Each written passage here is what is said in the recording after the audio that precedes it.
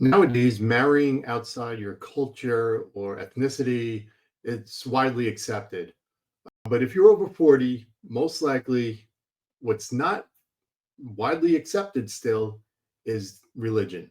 Marrying someone who's got a different religious background than you.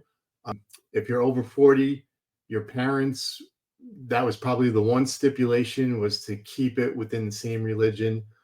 So this video, I'm going to talk about my own experience marrying into a situation. I married my wife who was raised in a different religion than I was, and how we're making it work, how we're raising our kids, and kind of go over like everything you need to think about, and how to deal with something like that. Because I think religious differences is probably the biggest sticking point when it comes to families, especially people that grew up in a earlier era.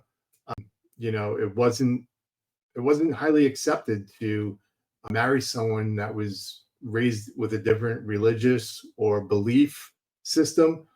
And to make that work in a marriage, it really does require a lot of communication, a lot of discussion on the topic, and you have to come to an agreement. And that's what happened to me when I married my wife.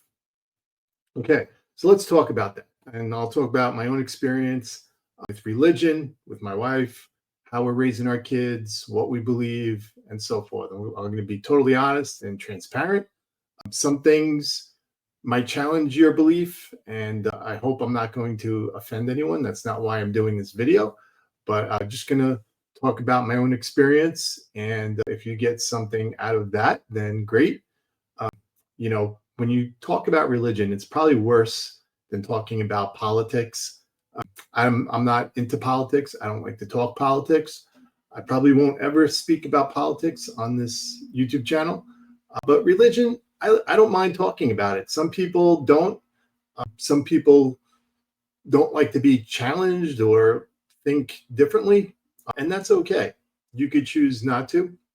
But when you marry someone who's born and raised into a different religion and a different belief system, and who we are, where we go, all that stuff, it makes you more think about and discuss the topic. And for me, it was very important when I met my wife before we got married. um, I needed to come up with a solid agreement with her before we got married. That was really important, and I knew it was going to be important because I didn't want to wait till we got married and then have the discussion. And it's not that I was like so set in stone with my beliefs. I do have a strong belief system.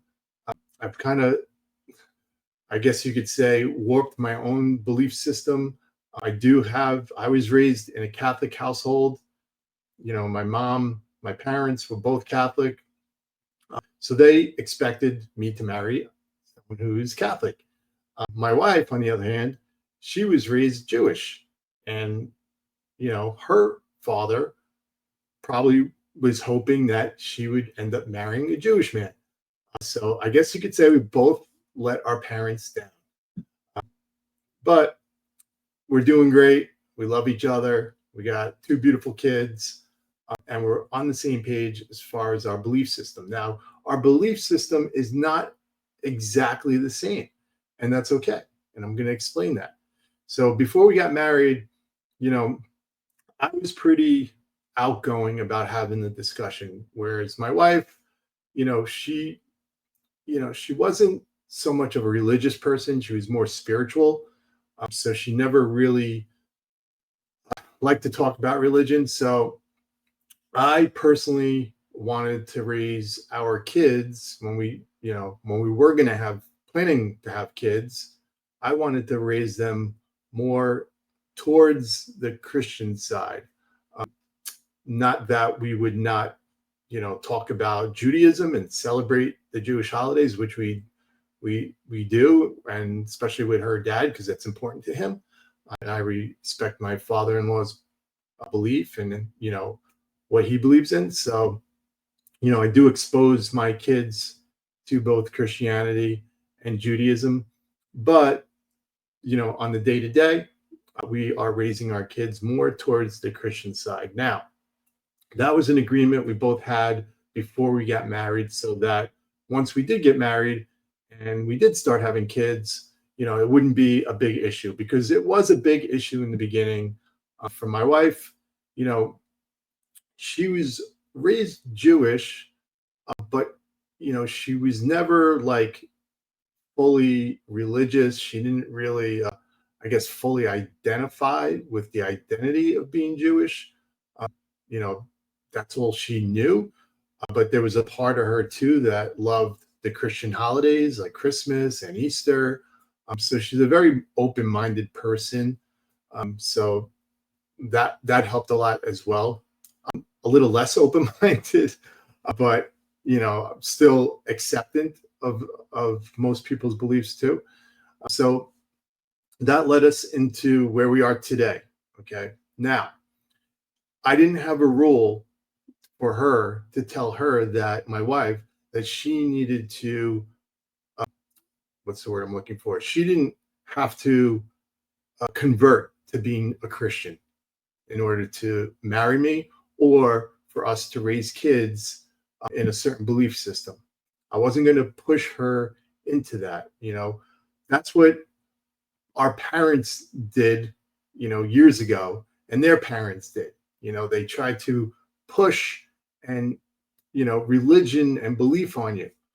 That's not what this is all about. I wanted my wife to discover what Christianity was about in my way, in the way that I believe it should be felt for her.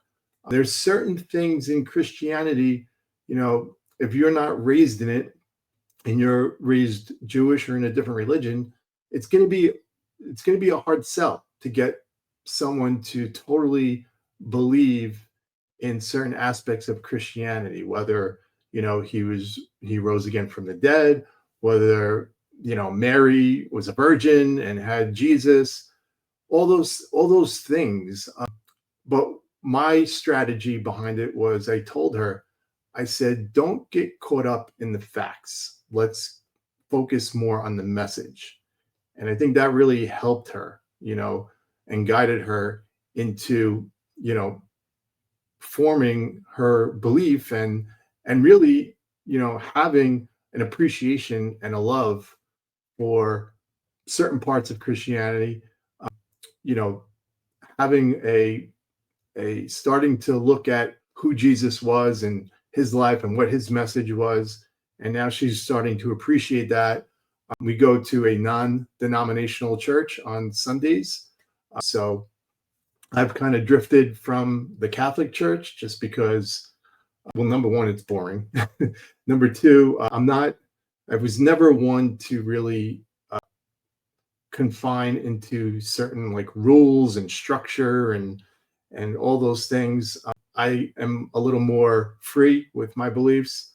There's even certain parts of Christianity that I have a tough time with.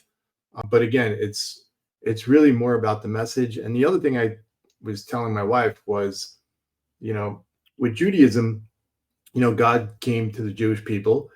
He came to Moses and he gave Moses, a list of rules. He said, these are the rules to live by. Live by these rules and be on your way. Okay.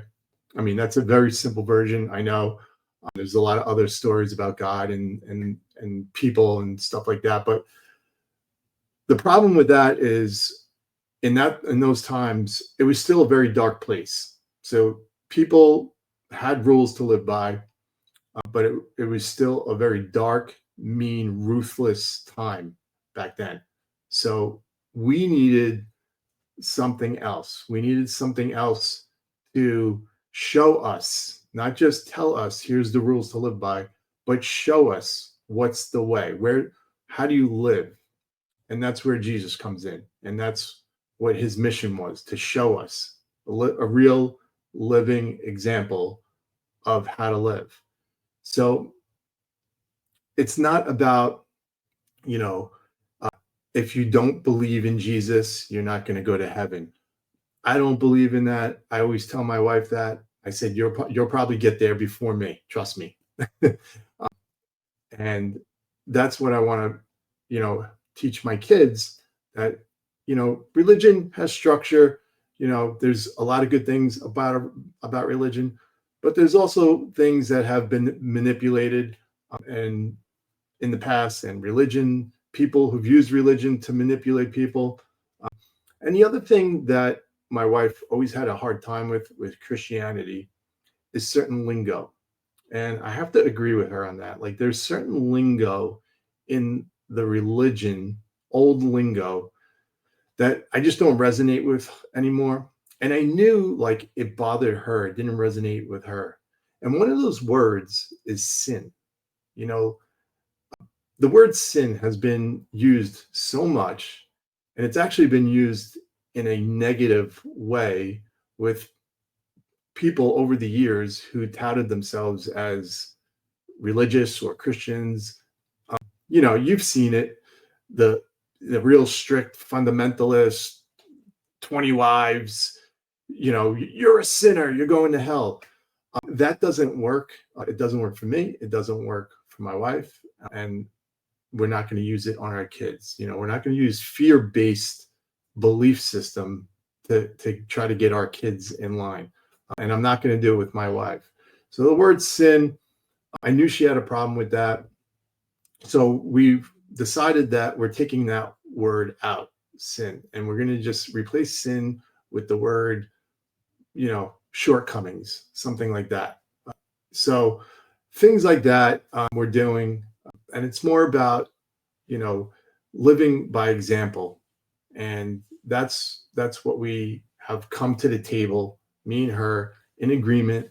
And it's really helped us bridge the gap between two separate religions coming together and really just teaching our kids, values, principles, and things like that. Not getting caught up in the facts of the Bible, not getting caught up in, fear-based belief system that you're either going to go to heaven or hell if you don't believe this, if you do believe that.